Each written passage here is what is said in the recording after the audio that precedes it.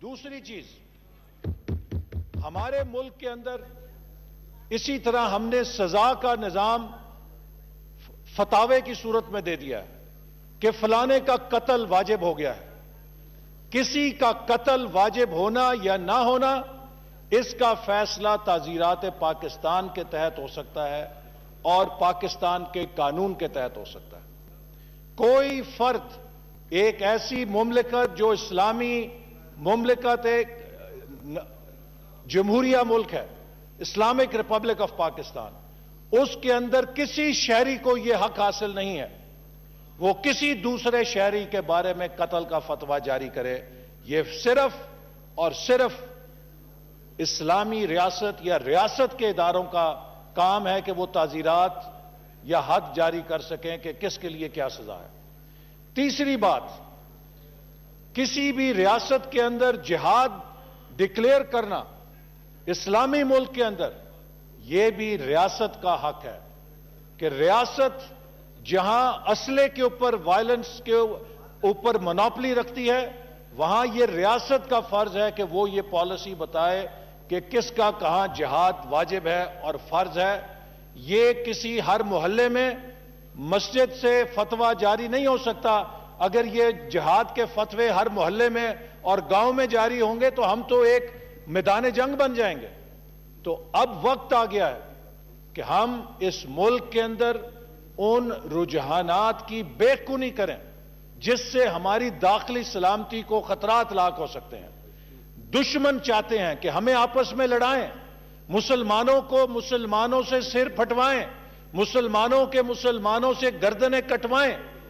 अगर हमने इस इंतशार के रास्ते से खुद को नहीं मोड़ा और हमने आपस में यकजहती का रास्ता इख्तियार नहीं किया तो फिर हमें किसी दुश्मन की जरूरत नहीं होगी। लिहाजा मैं बहुत अदब से और इल्तमास से जो हमारी मजहबी क़यादत है, जो मजहबी हमारे उलमा हैं, उन्हें कहूंगा कि वो आगे बढ़ें और इन रुझानात की बेखुनी करें ताकि जो सोशल मीडिया के ऊपर जिसका दिल चाहता है, जिसका नाम लेकर जिसका दिल चाहता है, जिसके खिलाफ फतवे दे देते हैं, ये आइन और कानून के तहत इसकी गुंजाइश नहीं है। और पाकिस्तान में ऐसी अगर कार्रवाई कोई करेगा तो साइबर लॉ के तहत, साइबर क्राइम के तहत यकीनन हम उसके खिलाफ कार्रवाई करेंगे।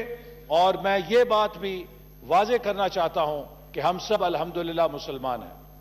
इस ऐवान के अंदर बैठे हुए जो लोग अपनी नॉमिनेशन फॉर्म को साइन करके आए हैं और जिन्होंने कहा है कि हमारा ईमान अल्लाह पर है, अल्लाह के रसूल सल्लल्लाहु अलैहि वसल्लम पर है और उनके खातमुन नबीयीन पर है, तो उसके बाद ये किसी को हक नहीं पहुंचता कि वो किसी पर उंगली उठाए जिसने ये डेक्लेरेशन किया है।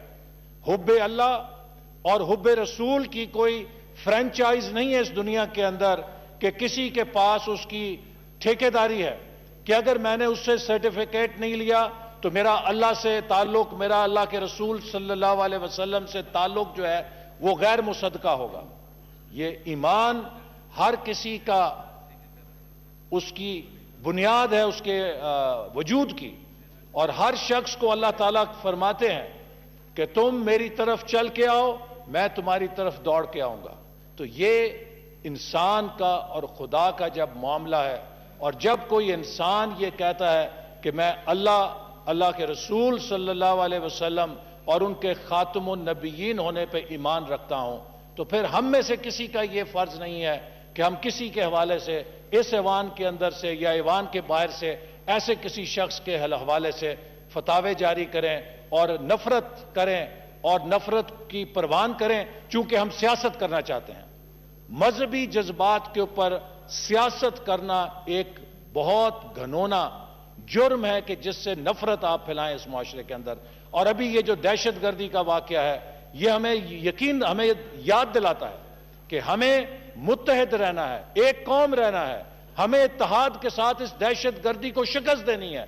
और अगर हम आपस में दस्तो गिरेबान हो जाएंगे तो फिर हमें किसी दहशतगर्द की जरूरत नहीं है, हम खुद ही अपनी तबाही के लिए काफी होंगे। बहुत शुक्रिया जी, बहुत शुक्रिया जी। वज़ीर दाखिला एहसन इकबाल कौमी असम्बली में इजहार ख्याल कर रहे थे।